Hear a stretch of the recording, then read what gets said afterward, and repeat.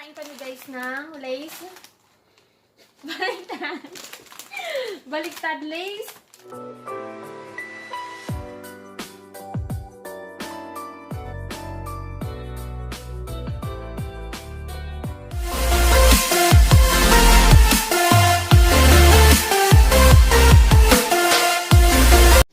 Good morning everyone! So today is March 1. It's 10:53 in the morning. Kanina pa ako gising ng 9 o'clock kasi nag-edit ako ng video. Pero hindi ko pa rin siya natapos kasi paano ako paputol-putol ako. Late na ako natulog. Parang alas 3 na naman ako nakatulog. Pero si Mr. natulog siya mga 2 o'clock. Ako alas 3. Kasi something is bugging me eh. Get ready with me tayo. And naglagay na rin pala ako ng eyeliner and kilay. Tapos petroleum jelly lang para medyo soft yung labi natin. Magbe-breakfast kami ngayon sa labas with fambang sana. Ang kaso, ang nangyari, hindi makakasama si mother-in-law kasi she's on diet. Ako nagplano nito na sabi ko, gusto kong eating together with my husband family kasi syempre alis na rin kami. I know how it feels guys, I know how it feels na mapalayo sa mahal ko sa buhay. Syempre naman, 'di ba? Ako ang layo ko sa mahal ko sa buhay. So, ayan, nag-aya ako. Si Mr. kasi hindi siya kasi vocal talaga, guys. Hindi siya yung kahit gusto niya, nahihiya siyang sabihin. Actually, siya pa nga nagsabi sa akin na ikaw na magsabi kay mama at saka kay papa na kakain tayo sa labas kasi nga nahihiya nga siya. Nagdal ko na.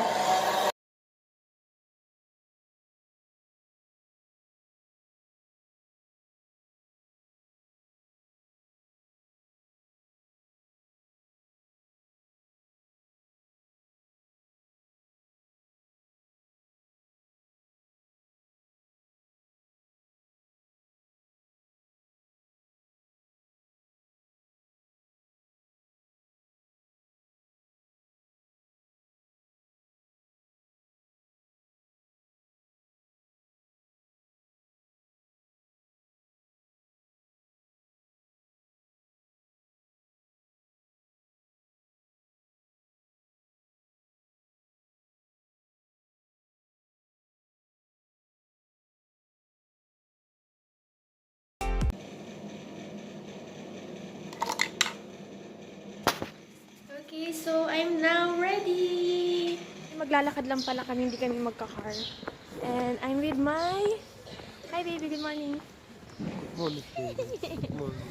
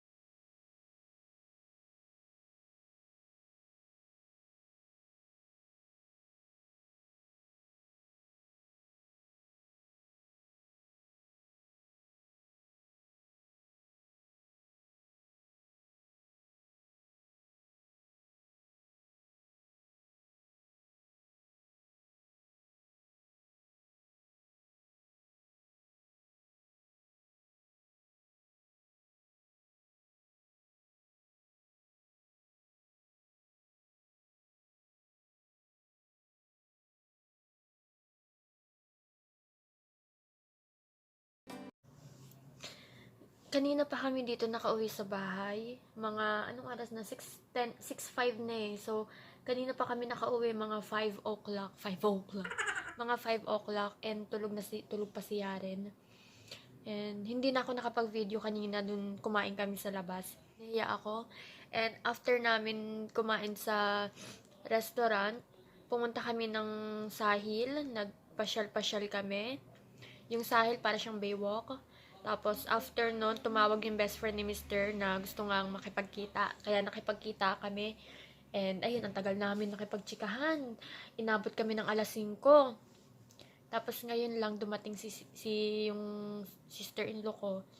Napaluha siya kasi sabi niya mag-ingat daw ako palagi. Napansin ko lang na si Mr. parang malungkot. Siyempre, siguro na malungkot siya na maiiwan niya yung magulang niya dito.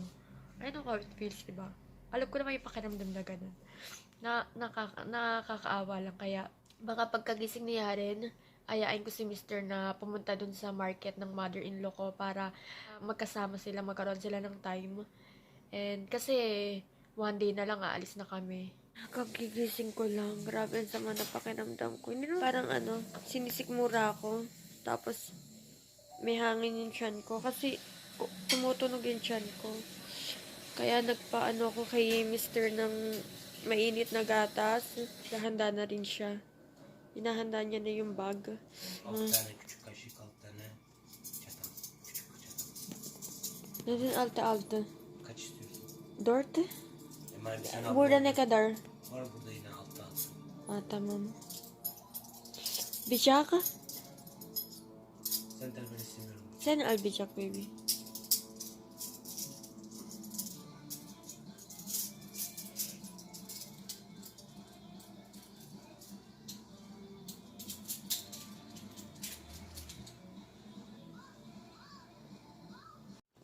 Toto.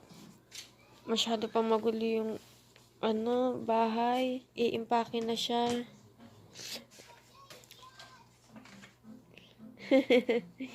Do you want to bring that? Tamam, ulo.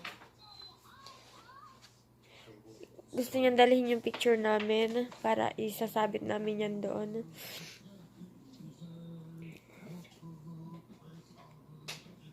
Sen o getir. Çünkü o güzel. Sen getir o. O güzel.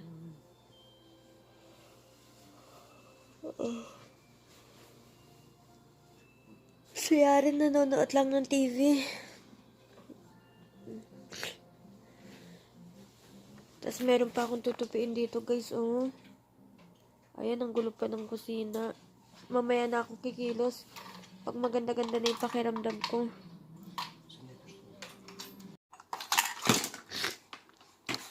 Burası. Bu. Buyak borzuk. Aynı olsun. Whisky. Bu yok bu. Buyak borzuk. Bu. No. Ano sadece? Travazol sadece. Ve bu. Bu Yaren parfum. Bu for sinek. Sen istiyorsun bu for sinek. Tamam, olur. Ve, yeah. That one. And this one. For Yaren. And this. Ve emzik. Bu. Tut emzik baby. Evet. Travazol var mı? He? Travazol.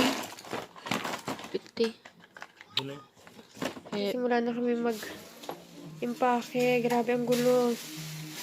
Ang gulo. Ay, mga sapatos ko. Damit. Nandun pa yung mga sapatos ko. And good luck. Busy-busy si Mr. Good morning! It's 12:28. It's 12:28 in the morning. And Night. March 1. Is it March 1? Beer Mart? Yok baby. Nasıl bir Mart? 10 Aralık. It's March 1 today and No, 1 Mart. maybe fix your hair. We're going to Bursa to meet my friend and bibili rin kami ng jogging pants ni Mr. At tsaka this is our last day in Turkey. Pupunta muna kami kanila Sis Glenda kasi kukunin ko yung in-order ko na Filipino food kasi ipapa-giveaway ko yun. Hindi giveaway. Magpapa-games kasi kami sa group chat sa group namin. May group kasi kami dito sa Turkey, yung Filipina wife married in Turkish. Married in Turkish. Kung may asawa kayong mga Turkish, you can join there. And mababait yung mga admin and all the members. Let's check muna kung chicharon. This is mine. Pancit Canton, bagoong. Ito yung mga ipapa-giveaway ko. Yung crispy fry, yung tocino, 2 tocino, isang sinigang, and noodles, and mga pancit canton. Ayan. 8 pieces na pancit canton, chicharon, and then bagoong. Tapos, meron pa akong in-order doon na isang corned beef, at saka bihon, at saka, what else? Magic sarap, I think.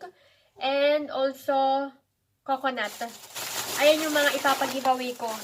Good luck to the winners. Ginamit ko yung coconut. Sabi ni Mr., bakit ngayon mo lang sinabi na bibili tayo ng coconut? Di pupunta pa kami sa ibang market. Dapat kanina ko pa daw sinabi para nabili niya na daw. Si Mr. lang yung pumasok sa market para bumili ng coconut. And hindi na ako pumasok kasi matatagalan kami. Pagkasama pa ako. Andito na kami ngayon sa Anatol. Yung kakauwi lang namin galing kami sa bahay ni Sis Glenda. Hindi na ako nag-video dun, guys, kasi nahihiya ako mag-video. At saka ako kasi nagbantay kay Yaren. So, kain muna kami. Ito lang yung in-order ko, yung rice, yung potato. What is this? This is for Yaren. Mashed potato, and chicken, nuggets, bread, and this is cola. Guys, mukhang mapapainom ako ng cola kasi sobrang uhaw na uhaw ako. And, ayan yung kay Mr. Hi, baby. I'll feed you soon. And my baby is sleeping, so kain. Oops, be careful. Andito na kami sa bahay. Pinalik lang ni Mr. yung car. Hiniram niya lang kasi yun sa kuya niya. And ano ba nangyari sa mukha ko? Hindi na ako nakapag-vlog kanina dun sa pinuntahan namin. Hindi ko na na-vlog yung ginawa namin. Pero bumili lang kami ng damit ni Mr. pati ni baby. And may nagustuhan akong damit, hindi ko na lang binili kasi punong-puno na yung namin, baggage namin. Baka bumili pa kaming mamaya ng 10 kilos kasi meron pang mga hindi kami nailagay. And hindi na ako nakapag-vlog kasi sobrang sama ng pakiramdam ko. Grabe. Sabi nga ni Mr., sana wag akong lagnatin kasi makarantin ako. Hopefully, Lord, wag naman sana. Pero sobrang sama talaga ng pakiramdam ko, guys. Hindi ako excited na makapunta ng France. Alam mo yun? Parang ganun yung pakiramdam ko. Ganto yung pakiramdam ko noon. Nung nasa Pilipinas ako, yung papunta na ako ng Turkey. Hindi ako excited talaga. Alam nyo ba, nag-impake ako noon. One day before ako pumunta. Andito na si Mr. One day before ako pumunta ng Turkey, tsaka lang ako nag-impake. Ang mama ko pa nag-push talaga sa akin mag-impake. Ha? Chokes man. Evet. Pardon, baby. Amoy isda daw dito sa loob ng bahay. Nagluto kasi ako ng tuyo. So, eto na yung mga binili ko kay Sis Glenda. And binigay ko na rin sa kanya yung prices para dun sa mananalo. Ay, nakalimutan ko yung pansit, chop suey. So, ayan, umorder lang ako ng pancit canton. Yay! Mabubuhay na naman ang lamang loob ko nito. Thank you, sis. Thank you so much. And binigyan din ako ng ng biyanan niya. Parang scarf ata ang tawag dito. I'm not so sure. Pero yung para sa takip, ayan o. Diba? Ang ganda. Dadalhin ko yan sa France. And also, binigyan niya ako ng kare-kare. Thank you, sis, sa pa-free. Ito, bumili ako niyan, palabok. I'm gonna try this one, kung masarap, kung okay ba siya. And, ito, my favorite. Ang laki niya, grabe, nagulat ako. Akala ko maliit lang. Ayan. Thank you, Lord. Mabuti na lang, Bordaminoset, baby. Inom ako ng gamot, guys, kasi I'm not feeling well talaga. Kagigising ko lang and nag-edit ako ng video. Biglang nagising si Mr. Lutuan ko muna siya ng dinner. Kasi ako hindi na ako magluluto ng dinner ko kasi meron naman kaming tinake out na sa Popeyes. Ayan yung dinner ni Mr. Tinapay. Tapos nilagyan ko lang siya ng cheese. Tapos, isasarado ko lang yan. Hopefully hindi siya mahulog ah. Ayan. Kanyan. Masarap to guys. Ayan na yung dinner niya. Tapos sasarado natin siya. And pipisatin natin siya. Yan. Luto na siya. Ayan lang yun. 2 minutes ko lang siyang tinos and kakainin na siya ni Mr. Eto, binili namin to kanina.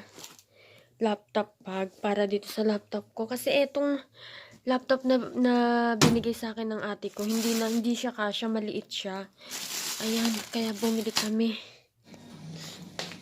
That's mine. Ayan guys, pina-finalize na lang namin yung dadalhin namin kasi ano na kami nasobrahan na kami sa baggage. Kaya bibili pa kami kukuha pa si Mr. ng another 5 kilo. Ayan oh, ayan ang isa oh. Nagtatrabaho din siya. Ayun, kinuha na yung ano ko.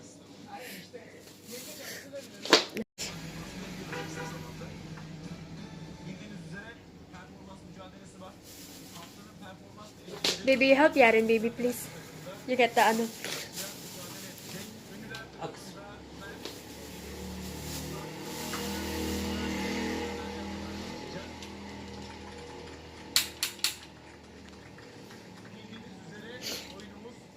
So, tapos na kami mag-impake. Hopefully, wala kami maiwanan. Kung may maiwanan man kami, then, naiwanan. And, si Mr. may inaayos. Inaayos yung lighter kasi ibibigay niya sa, sa ate niya. Bye-bye! Ayan na, isa-isa niya nilalagay na sa car. And, eto din. Tapos, ayun pa, yung bag ni Yaren. And, ano palang oras, guys? 12:30, 12:25. And, mamaya kami alis alas 9 ng umaga. Bukas kami alis ng alas 9.